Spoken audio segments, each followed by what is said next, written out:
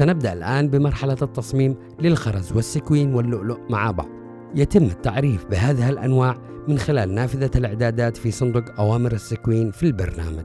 فمن خلال قائمة سكوين كونفيج بنقوم بالتعريف بجميع أنواع السكوين والخرز واللؤلؤ اللي حنستخدمها في هذا التصميم، وهي كالتالي: رمز A يكون للخرز اللون الأول، مقاس 2.5 ملم.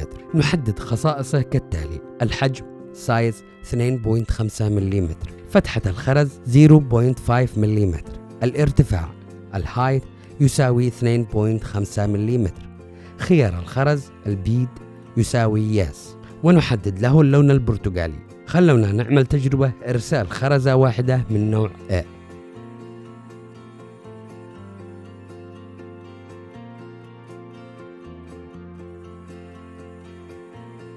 رمز البي يكون للخرز اللون الثاني، مقاس 2.5 ملم. نعرف له بنفس طريقة مواصفات الخرزة من النوع A، ونحدد لونه باللون الأحمر.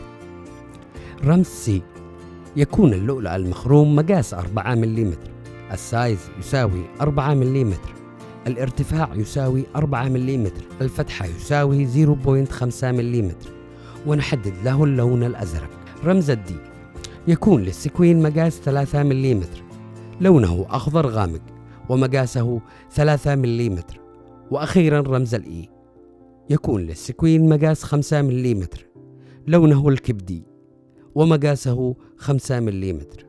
بعد أن تم تعريف جميع أنواع الخرز والسكوين واللؤلؤ المخروم، يمكننا الآن بالبدء بالرسم لهذه التقنيات. دعونا في البداية كالعادة نقوم برسم دروينج لنحدد مجال التصميم وأبعاده. نبدأ الآن برسم الورود التي في الأعلى. فأول خطوة نقوم برسم دروينج نحدد أبعادها وزواياها، ثم نقوم بالبدء في رسم السكوين بتحديد نوع السكوين دي اللي هو مقاس 3 ملم.